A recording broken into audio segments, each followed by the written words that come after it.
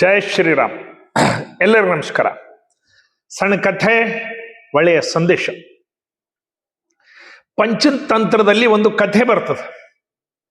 ಪಂಚತಂತ್ರ ಕಥೆಗಳನ್ನು ಕೇಳಿರ್ತೀರಿ. ಇದರಲ್ಲಿ ಒಂದು ಕಥೆ ಬರ್ತದೆ, ಗಿಳಿಪಾಠ. ಸಾಧಾರಣವಾಗಿ ನಮ್ಮ ಹಿರಿಯರು ಹೇಳ್ತಿರ್ತಾರ, ಅದರ ಅರ್ಥ ತಿಳ್ಕೊರೋ, ಗಿಳಿಪಾಠ ಮಾಡಬೇಡ ಅಂತ ಹೇಳಿ. ಈ ಕಥೆಗೆ ಸಂಬಂಧ ಇರ್ತಕ್ಕಂಥ ಒಂದು ಸಣ್ಣ ಗಿಳಿ ಸಂಬಂಧ ಇರ್ತಕ್ಕಂಥ ಒಂದು ಕಥೆ. ಒಬ್ಬ ಋಷಿಗಳು ತಮ್ಮ ಆಶ್ರಮದಿಂದ ಹೊರಗೆ ಹೋಗ್ತಾ ಇರ್ತಾರ. ಹೋದಾಗ ಸ್ವಲ್ಪ ದೂರದಲ್ಲಿ ನದಿ ಸ್ನಾನಕ್ಕೆ ಅಂತ ಹೇಳಿ ಆ ಒಂದು ಬಲೆಯಲ್ಲಿ ಗಿಳಿ ಸಿಗಿ ಬಿದ್ದಿರ್ತದೆ. ಒದ್ದಾಡ್ತಿರ್ತದ ಪಾಪ. ಅಯ್ಯೋ ಅಂತ ಹೇಳಿ ಅವ್ರು ಹೋಗಿ ಆ ಬಲೆಯನ್ನೆಲ್ಲ ಬಿಡಿಸಿ ಆ ಗಿಳಿನ ತಗೊಂಡು ತಮ್ಮ ಆಶ್ರಮಕ್ಕೆ ಬರ್ತಾರ. ಆಶ್ರಮದಲ್ಲಿ ಇಟ್ಟು ಅದಕ್ಕೆ ಹಣ್ಣು ಅವು ಇವೆಲ್ಲ ಕೊಟ್ಟು ಅದಕ್ಕೆ ಸಾಕ್ತಾರ. ಬಹಳ ದಿವಸ ಒಳಗೆ ಗಿಳಿ ಅನೇಕ ಮಂತ್ರಗಳನ್ನು ಕಂಠಸ್ಥ ಮಾಡ್ತದ. ಇವರು ಶಿಷ್ಯರಿಗೆ ಹೇಳ್ತಕ್ಕಂಥ ಮಂತ್ರ ತಾನು ಅಂತಿರ್ತದ. ಅದಕ್ಕೊಂದು ವಿಶೇಷ ಮಂತ್ರ ಕಲಿಸ್ತಾರ ಗುರುಗಳು. ಬೇಟೆಗಾರ ಬರ್ತಾನ, ಬಲೆ ಹಾಕ್ತಾನ, ಧಾನ್ಯಗಳನ್ನ ಹಾಕ್ತಾನ, ಕಾಳು ಕಡಿ. ನಾವು ಮೋಹಿತರಾಗಬಾರ್ದು, ಅದಕ್ಕೆ ಆಸೆ ಬೀಳಬಾರ್ದು, ಅದ್ರ ಹತ್ರ ಹೋಗಬಾರ್ದು, ಮೋಸ ಹೋಗಬಾರ್ದು. ಹೀಗೆ ಅದಕ್ಕೆ ಕಲಿಸ್ಬಿಡ್ತಾನ.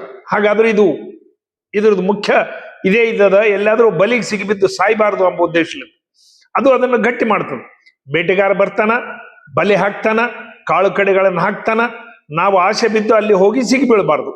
ಬೇಟೆಗಾರ ಬರ್ತಾನ, ಧಾನ್ಯ ಹಾಕ್ತಾನ. ಇದನ್ನೇ ಅನ್ನದೇ ಅಂತ ಇರ್ತದೆ. ಸರಿ, ಸ್ವಲ್ಪ ದಿವಸ ಆಗಿ ಹೋಗ್ತದೆ. ಗುರುಗಳು ಋಷಿಗಳು ಪಕ್ಕದ ಗ್ರಾಮಕ್ಕೆಲ್ಲೋ ಹೋಗಿರ್ತಾರೆ. ಹೋಗಿ ಅವ್ರ ಕೆಲಸ ಮುಗಿಸ್ಕೊಂಡು ಸಾಯಂಕಾಲ ಬರ್ತಾ ಇರ್ತಾರ. ಹಾದಿಯಲ್ಲಿ ಒಂದು ದೊಡ್ಡ ಗಿಡದ ಕೆಳಗ ಇದೇ ಶಬ್ದಗಳು ಕೇಳಿಸ್ತದೆ. ಬೇಟೆಗಾರ ಬರ್ತಾನ, ಬಲೆ ಹಾಕ್ತಾನ, ಕಾಳು ಕಡಿ ಹಾಕ್ತಾನ, ನಾವು ಆಸೆ ಬೀಳಬಾರ್ದು. ಅರೆ, ಇದು ನಂದೇ ಗಿಳಿಯದ, ಇಲ್ಲಿ ಯಾಕೆ ಅನ್ಲಿಕ್ಕತ್ತದ ಅಂತ ಹೇಳಿ ಹೋಗಿ ನೋಡಿದ್ರೆ ಬಲೆಯಲ್ಲಿ ಸಿಗಿಬಿದ್ದು ಬಿಟ್ಟಿರ್ತದೆ. ಸಿಗಿಬಿದ್ದಾಗ ಕೂಡ ಅಂತಿರ್ತದೆ ಇದೇ ಮಂತ್ರ. ಬೇಟೆಗಾರ ಬರ್ತಾನ, ಬಲೆ ಹಾಕ್ತಾನ, ಕಾಳು ಕಡೆ ಹಾಕ್ತಾನ, ನಾವು ಅದ್ರ ಕಡೆ ಲಕ್ಷ್ಯ ಕೊಡಬಾರ್ದು, ಆಸೆ ಬೀಳಬಾರ್ದು. ಅದನ್ನೆಲ್ಲ ತೆಕ್ಕೊಂಡು ಬಂದು ಮತ್ತೆ ಆಶ್ರಮದಾಗ ಇಡ್ತಾನ. ಅವಾಗ ಅವ್ರಿಗೆ ಅನಿಸ್ತದ ಗುರುಗಳಿಗೆ, ಇವನಿಗೆ ಎಲ್ಲಾ ಮಂತ್ರಗಳ ಗಟ್ಟಿ ಆಯ್ತು, ಆದ್ರೆ ಅದರ ಅರ್ಥ ತಿಳಿದು ಜೀವನದಲ್ಲಿ ಉಪಯೋಗ ಮಾಡೋದು ಬರಲಿಲ್ಲ. ಅರ್ಥ ಎಲ್ಲ ಗೊತ್ತಾಯ್ತು. ಮಂತ್ರ ಬೇಟೆಗಾರ ಬರ್ತಾನ, ಬಲೆ ಹಾಕ್ತಾನ, ಕಾಳು ಕಡೆ ಹಾಕ್ತಾನ, ಅದ್ರ ಕಡೆ ಲಕ್ಷ್ಯ ಕೊಡಬಾರ್ದು. ಈ ಎಲ್ಲ ಮಂತ್ರಗಳು ಬಂದಾಗ ಕೂಡ ಇದನ್ನ ಕಾರ್ಯರೂಪದಲ್ಲಿ ತಂದು ಕರ್ಮದಲ್ಲಿ ಇದನ್ನ ಹೇಗೆ ಆಚರಣೆ ಮಾಡಬೇಕು ಎಂಬುದು ಅದಕ್ಕೆ ಗೊತ್ತಾಗಿಲ್ಲ. ಇದು ಕೇವಲ ಒಂದು ಗಿಳಿಯ ಸಮಸ್ಯೆ ಅಲ್ಲ, ಬಹಳ ಜನರ ಸಮಸ್ಯೆ. ಇದು ಪಂಚತಂತ್ರದ ಕಥೆಗಳ ಹಿಂದ ಇದರದ ಉದ್ದೇಶ ನಮಗೆ ಒಂದು ಮಾರ್ಗದರ್ಶನ ಮಾಡ್ಲಿಕ್ಕೆ ಇರ್ತದೆ. ನಾವು ಸಹಿತ ಮಂತ್ರಗಳನ್ನು ಕಲಿತೀವಿ. ಆ ಮಂತ್ರದ ಅರ್ಥ ಗುರ್ತಿರ್ಬೇಕು, ಅರ್ಥ ತಿಳಿದ ಮೇಲೆ ಆಚರಣೆಯಲ್ಲಿ ಬರಬೇಕು ಎಂಬುದು ಅದ್ರದ್ದು ಇದು. ಅದಕ್ಕೆ ಒಂದ್ ಕಡೆ ಹೇಳ್ತಾರ, ಅದು ಪೂರ್ಣ ಶ್ಲೋಕ ನನ್ಗೆ ಜ್ಞಾಪಕಿಲ್ಲ, ಸ್ವಲ್ಪ ಪಂಡಿತರಿಗೆ ಇದಿರ್ತದ. ಅನರ್ಥೋ ಜ್ಞೋದಿತ ಮಂತ್ರಂ ನಿರರ್ಥಕ ಅರ್ಥಂ ಆಚರೇತ್. ಅಂದ್ರ ಅರ್ಥ ಗುರ್ತಿಲ್ದ ಮಂತ್ರನ ನೀವು ಹೇಳಿದ್ರ ಅದು ನಿರರ್ಥಕ. ಅರ್ಥ ತಿಳಿದ ಮೇಲೆ ಏನ್ ಮಾಡಬೇಕು? ಆಚರೇತ್. ಅರ್ಥ ತಿಳ್ಕೊಳ್ಬೇಕು, ಆಚರಣೆಯಲ್ಲಿಡಬೇಕು. ಇದು ಮೂಲ ಉದ್ದೇಶ. ಉದಾಹರಣೆಗೆ ಗಾಯತ್ರಿ ಮಂತ್ರ ಅದು. ವಿಶ್ವಾಮಿತ್ರ ತನ್ನ ತಪೋಬಲದಿಂದ ಗಾಯತ್ರಿ ಮಂತ್ರನ ಕಂಡು ಹಿಡಿದಿದ್ದು ಲೋಕ ಕಲ್ಯಾಣಕ್ಕಾಗಿ, ಜನರಿಗೆ ಸನ್ಮಾರ್ಗ ತೋರಿಸ್ಲಿಕ್ಕೆ, ಜನರು ಯಾವುದೇ ದುಃಖದಲ್ಲಿಂದ ಪಾರಾಗ್ಲಿಕ್ಕೆ ಮನುಷ್ಯನ ಒಂದು ಮಸ್ತಿಷ್ಕಕ್ಕೆ ಒಳ್ಳೆಯ ಮಂತ್ರ ಅಂದ್ರೆ ಗಾಯತ್ರಿ ಮಂತ್ರ. ಅದು ವಿಶ್ವಾಮಿತ್ರನ ತಪೋಬಲದಿಂದ ಈ ಲೋಕ ಕಲ್ಯಾಣಾರ್ಥವಾಗಿ ಕೊಟ್ಟಂತ ಮಂತ್ರ. ಗಾಯತ್ರಿ ಮಂತ್ರದಲ್ಲಿ 24 ಅಕ್ಷರಗಳು ಬರ್ತಾವ. ತತ್ಸವಿತರ ವರೇಣ್ಯಂ ಭರ್ಗೋ ದೇವಸ್ಯ ಧೀಮಹಿ ಧಿಯೋ ಯೋನಃ ಪ್ರಚೋದಯಾತ್.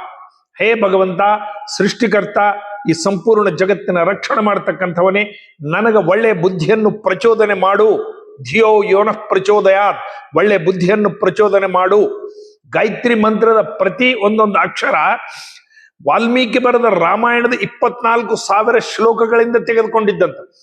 ವಾಲ್ಮೀಕಿ ಅದ್ರದ್ದು ಇದ್ದಿದ್ದು ವಾಲ್ಮೀಕಿಯವರು ಬರೆದಂತ ರಾಮಾಯಣದಲ್ಲಿ 24,000 ಶ್ಲೋಕಗಳು. ಮೊದಲ ಪ್ರತಿ 1000 ಶ್ಲೋಕದ ಒಂದು ಅಕ್ಷರಗಳು 24,024 ಅಕ್ಷರಗಳನ್ನು ಜೋಡಿಸಿದ್ರೆ ಗಾಯತ್ರಿ ಆಗ್ತದಂತ.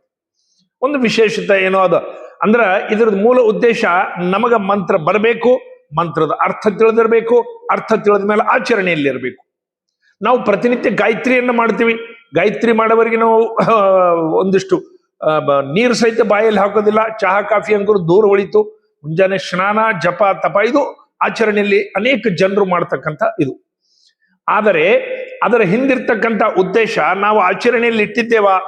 ಧಿಯೋ ಯೋನ ಪ್ರಚೋದಯ, ಧಿಯೋ ಯೋನ ಪ್ರಚೋದಯ, ತತ್ಸವಿತರವರೆಣ್ಯಂ ಭರ್ಗೋ ದೇವಸ್ಯ ಧೀಮಹಿ ಧಿಯೋ ಯೋನ ಪ್ರಚೋದಯ, ಧಿಯೋ ಯೋನ ಪ್ರಚೋದಯ.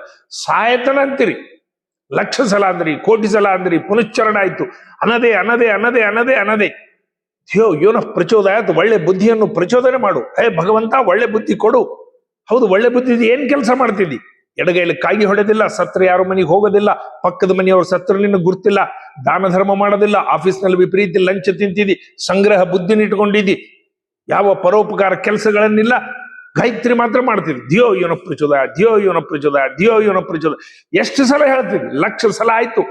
8ನೇ ವರ್ಷಕ್ಕೆ ಪ್ರಾರಂಭ ಮಾಡಿದಿ, ಮುಂಜಿ ಆದಾಗ, ನಿನ್ನ ಉಪನಯನ ಆದಾಗ, ಸಾಯ್ಲಿಕ್ಕೆ 80 ವರ್ಷ ಬಂದ್ರೆ ಅದೇ ಧಿಯೋ ಯೋನ ಪ್ರಚೋದಯ. ಏನ್ ಪ್ರಚೋದನೆ ಆಯ್ತು ನಿನಗ? ಯಾವ ಬುದ್ಧಿಯನ್ನು ಭಗವಂತ ಕೊಟ್ಟ? ಏನ್ ಕೆಲಸ ಮಾಡಿದಿ?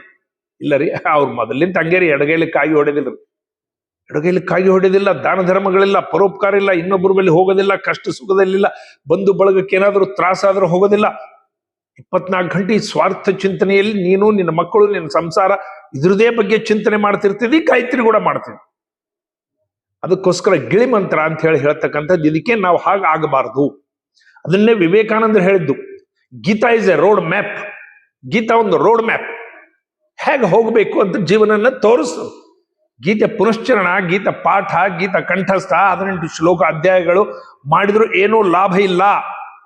ಎಷ್ಟನ್ನು ಗೀತ ಓದು, ಏನೂ ಆಗೋದಿಲ್ಲ. ಎಷ್ಟನ್ನು ಗೀತ ಕಂಠಸ್ಥ ಮಾಡಿ, ಏನೂ ಆಗೋದಿಲ್ಲ. ಗೀತೆ ಒಳಗೆ ಹೇಳಿದ್ದು ನಿನ್ನ ಜೀವನದಲ್ಲಿ ಕಂಡ್ರೆ ಮಾತ್ರ ಅದು ನಿನಗೆ ಲಾಭ. ಗೀತೆಯಲ್ಲಿ ಹೇಳಿದ್ದ ವಿಚಾರಗಳು ನಿನ್ನ ಜೀವನದಲ್ಲಿ ನಡೆದಾಗ ಕಾಣಿಸಬೇಕು, ಅದು ಮಾತ್ರ ಲಾಭ. ಆ ಗೀತೆಯ ಬರೇ ಪಾರಾಯಣ ಮಾಡ್ತಾರ್ರಿ, ಗೀತಾ ಪಾರಾಯಣ ಮಾಡ್ಲಾರ್ದು ಏನೂ ಮಾಡೋದಿಲ್ಲ ನೋಡ್ರಿ. ಪ್ರತಿ ತಿಂಗಳು ಮಾಡ್ತಾರೆ ನೋಡ್ರಿ ಗೀತಾ ಪಾರಾಯಣ, ಏನೂ ಲಾಭ ಇಲ್ಲ. ಗೀತೆ ಪಾರಾಯಣ ಮಾಡಬೇಕು, ಗೀತೆಯಲ್ಲಿ ಹೇಳಿದ್ದು ನಮ್ಮ ಜೀವನದಲ್ಲಿ ಕಾಣಿಸಬೇಕು, ಅವಾಗ ನಮ್ಮ ಜೀವನ ಸಾರ್ಥಕ ಆಗ್ತದ. ಇದು ನಮ್ಮ ಯುವಕರು ತಿಳಿದುಕೊಳ್ಬೇಕು. ನಾವು ಗಿಳಿಪಾಠಗಳಾಗಬಾರ್ದು. ಬರೀ ಕಂಠಸ್ಥ ಮಾಡಿದೆವು, ಆ ಮಂತ್ರ ಅಂದೆವು, ಈ ಮಂತ್ರ ಅಂದೆವು, ಪಾರಾಯಣ ಮಾಡಿದೆವು, ಪೂಜೆ ಮಾಡಿದೆವು, ಅಲ್ಲಿ ಹೋದೆವು, ಇಲ್ಲಿ ಹೋದೆವು, ದಿನ ಪಾರಾಯಣ ಮಾಡ್ತಾರ್ರಿ, ದಿನ ಪಾರಾಯಣಕ್ಕೆ ಹೋಗ್ತಾರ್ರಿ, ಪಾಠ ಮಾಡ್ತಾರ್ರಿ, ಏನೂ ಆಗೋದಿಲ್ಲ. ಅದರಲ್ಲಿ ಹೇಳಿದ ಅರ್ಥ ನೀವು ತಿಳ್ಕೊಂಡು ನಿಮ್ಮ ಜೀವನದಲ್ಲಿ ನಡೆದರೆ ಮಾತ್ರ ಲಾಭದ. ಇದು ನಾವೆಲ್ಲರೂ ತಿಳ್ಕೊಳ್ಬೇಕು. ಭಾರತ್ ಮಾತಾಗೆ ಜೈ. ಎಲ್ಲರಿಗೂ ನಮಸ್ಕಾರ.